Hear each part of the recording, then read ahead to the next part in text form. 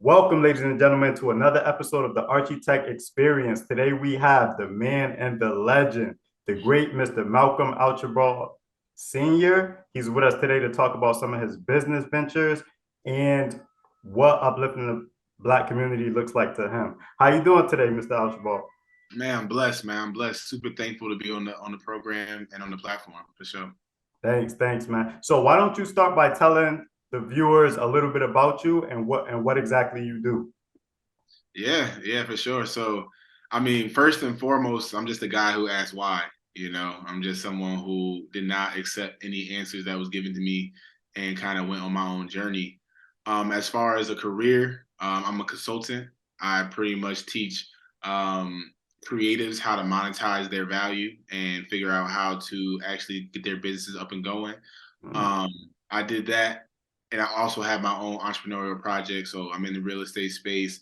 I do touch with a podcast talking about how I gotta get my rent paid, little things like that. But I'm just all over the place. I guess at the end of the day, I'm what they call a knowledge worker. I learned a lot, and I put it to work. What did the beginning look like for you? I mean, as far as like, did you have a leg up? Did you get a lot of help? Were you born into this? What was your beginning like? Yeah, I far from having any help. Far from having any help. I grew up kind of, had a parent that parents divorced. Um, One was a little bit had substance abuse problems. One was doing what they could to, make ends meet. I tried to go to college, didn't really work for me, and I ended up in a really crappy house with some friends with no idea, no plan. Um, Ended up reading Think and Grow Rich and kind of went from there. Who's the author of Think and Grow Rich? Napoleon Hill, Think and Grow Rich, man. Life-changing book. I suggest anybody read it who's stuck. I've never read that, but I've read other things from Napoleon Hill. He's a powerful author. And the question why, the word why is a powerful word. And so I want to ask you, why do you think it's so hard to get out of these impoverished neighborhoods? I think it's exposure, right? And I know it's a complicated question that can't be answered in a certain amount of time. Just give us like a little brief description of what that. For sure. I mean, to me, in my personal opinion, I think it's exposure. I think it's that when you don't have an idea of what you can be, and even before exposure is knowledge itself, right? We are told that we are from slaves, so we are like almost indoctrinated to thinking that all we can be is a slave to someone else. Mm-hmm. And it's not that we were slaves, it's that we were made slaves because we were so great, And when you're not exposed to who you are and what you can be, you don't strive to be better than what you see around you. Absolutely. That about sums it up. I share the same perspective. Again, it's a complicated issue. It's a complicated topic. What steps would you take to like uplift other Black men in impoverished neighborhoods and urban cities? So I love that question. I love that question because I guess that's what at the end of the day we're all trying to do. Absolutely. We all kind of are dealing with the same problems side by side, but like not looking at their problems because it's like I don't want to look at yours. I got my own going on. And to me, the answer to that is fellowship, right? It's community, it's coming together and realizing that we got the same issues and we all fighting the same battles and we can't solve them by ourselves, but if we can solve them together. Absolutely. And I completely agree with that. But it seems like there's a crab in the bucket mentality in these areas, in these urban areas, in these impoverished neighborhoods. There's a crab in the bucket mentality that has to be broken. I, for one, think that education is the key to breaking people out of that. A lot of self-knowledge. I think when you have self-knowledge and self-awareness, it helps you to view other people as a brother or even as yourself, and that will help you to want to uplift people. What do you think could be done to kind of break people out of that mentality, break the chains, as I like to put it? Yeah, so many things, but I guess it's one of those situations where you have to realize, like, if you hate somebody that look like you, that's only you hating yourself. Absolutely. Right? That's only you not having dug deep enough into yourself to kind of understand what's going on in your psyche. And I was victim to that just more than as much as anyone else. I'm not As trying to was sit I. here As was and I. you know what I'm saying, say it from some Mhm. above standpoint. It's some shit I had to deal with, you know. Um, and I think it comes down to just learning to love yourself enough that you can see the humanity in the person next to you. You Wow. know, being able to realize that, man, if I'm hungry and I need food and I'm working till my bones hurt and my back hurt and my like I'm trying, I'm working hard. They probably doing the same thing, you know, and just learning to love that about yourself and the next person for sure. Absolutely. Absolutely.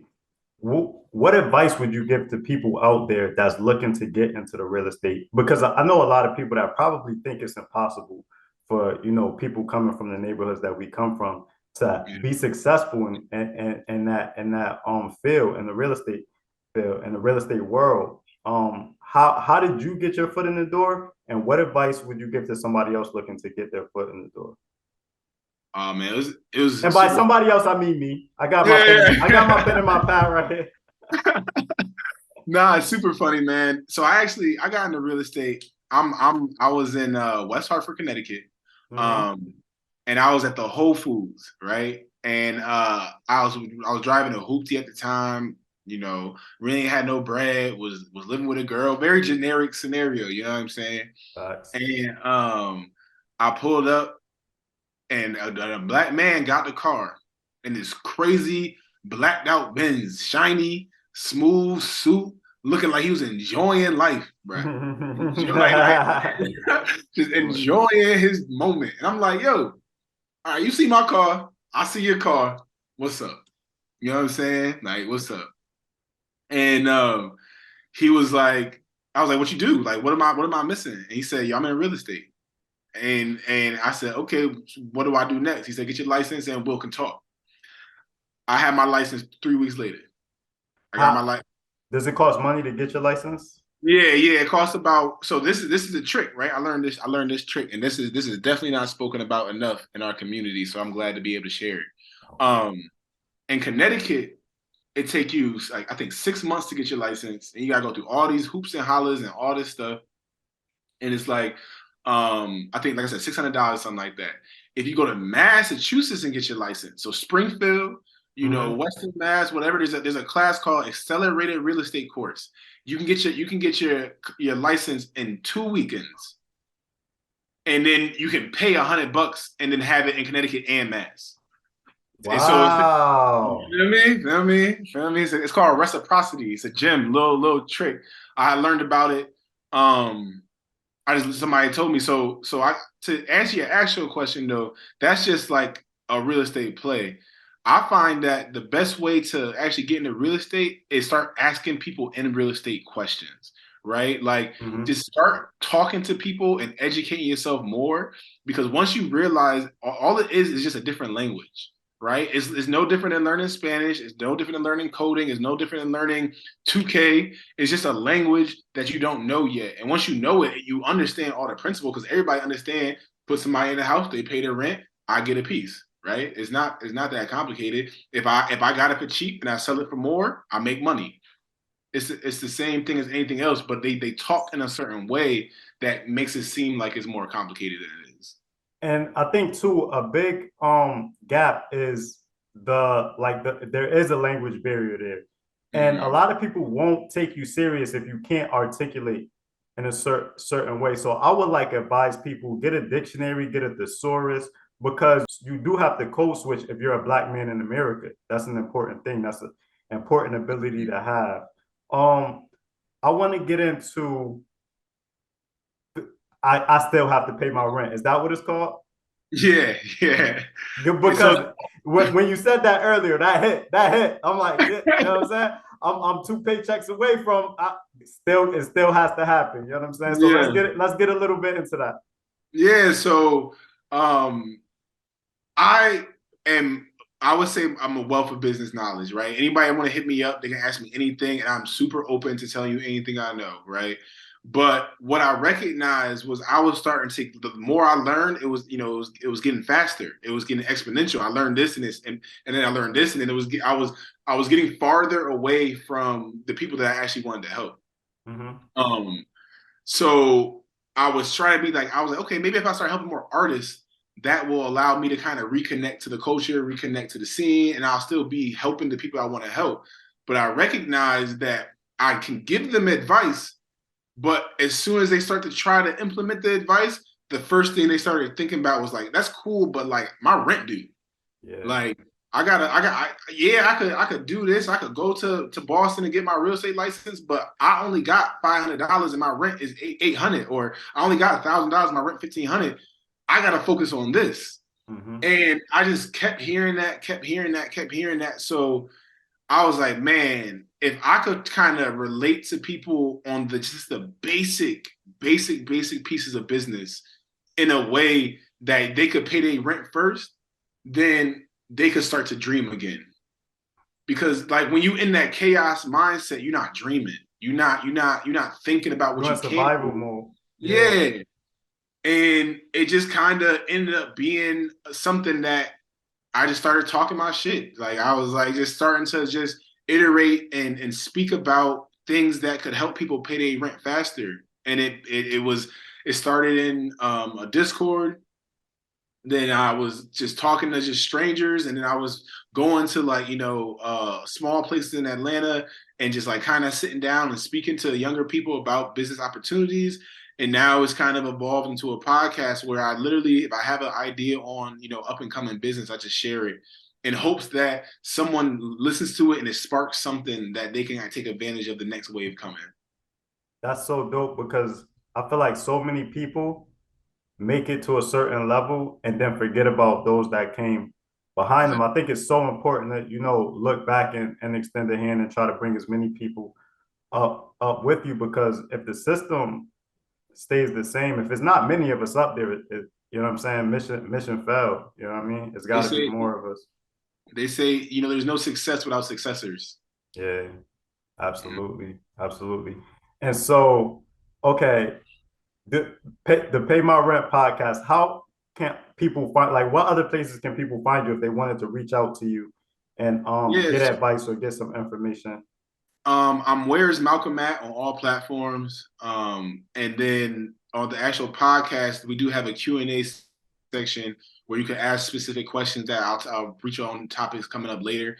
And I'm just reach out to me. Like I'm on Instagram all the time, always Mm-hmm. posting crazy stories and reckless things just to break the system and break the mindset of people. And reach out to me. They can reach out to me through the platform of the Archie experiment as well, just so that they can reach out to you too. So Mm-hmm. I'll I'm post. trying to be I'll post a couple links in the comments okay. Yeah, because or in I'm the trying to just be description as rather. accessible as possible. Absolutely. So, and speaking of break the system down, you big on activism, and I know that because we met actually at a protest. For sure. So what have you been doing lately to kind of shake things up or even the odds? Yeah, yeah. So the two things that I've been really tapped in with, three things I would say. I'm working with a group in Atlanta called the Black Man's Lab. It's a safe and sacred space for Black men. We go down, we talk about just all our problems. We share love and we share expression. And that's looking to become a national brand. So we just kind of really working on that process. Um, I am working with what's called the Atlanta Block Center or Blockchain Center. Mm-hmm. That's a Web3 company, and we're looking to use some of that technology to just help our people. Shout out Guapcoin. That's a black crypto who's run by the was it crypto diva on Instagram, and she's just teaching how that tool can be used to help black people get more in a level space financially. And then I'm also just trying to be out there. Be anyone can reach out to me and I'll give them free consultant on their business model. If they got anything going on, and they need help to kind of turn they dream and they passion into a business, you reach out to me and I will walk you through the process and to getting a buck. and I'll do that completely for free. I'm not charging anything for that as long as I have the opportunity to do that and I have the time. That's Just because serious. it's my passion, and like I said, if I can give anything back, I will. Absolutely. What I hear the term Black excellence, and it gets tossed around a lot. I love hearing it. Don't get me wrong, but what does that mean to you, Black excellence? Because when I'm looking at when I look at you and I hear you speak, that's what comes to mind is Black excellence. Oh, I appreciate that for sure. I appreciate that for sure. I think to me, I think Black excellence is realizing that our ancestors worked very hard to get us here, and then we have children that aren't born that need our help right now, and making sure that you're taking everything you can do to keep that fight and continue to be a part of that, just that battle, that that moment that we pushing things forward consistently. I hear like when I hear things like Black Lives Matter, Black excellence, Black power, it's triggering to some non-Black people. And I always try to understand why, because I'm such an inclusive person, probably the most non-racist person. My white friends like to say that I'm the most non-racist person that they know. I got a Mm-hmm. little bit of racism at times. I think we all do, a couple prejudices. But I'm a super inclusive person, but I like to stress Black Lives Matter, Black excellence, because if I take myself outside of my body, right? And I view the world or the country rather the way it is today without any uh attributes. It's unfairly stacked against Black people. So why wouldn't you want to empower, you know what I'm saying, to create a balance? And that way we all become uplifted because of that. I think Black power and Black excellence ultimately takes everybody in the low middle class up a notch. For sure. I agree. I think that like I mean I got plenty of friends of all types, but I think what's happening is that we need help, right? Like we gotta help ourselves first. That cup can Absolutely. only that cup can't. Oh, it has to overflow, right? Mm-hmm. And I had to learn that, right? I had to learn that. I had a lot of self-hate that I had to deal with, that was not given to me, right? Or that was not my own, that didn't come from me. That was given to me. And it led to not being a part of my community. And it led for me not being a part of some of the things that like the change.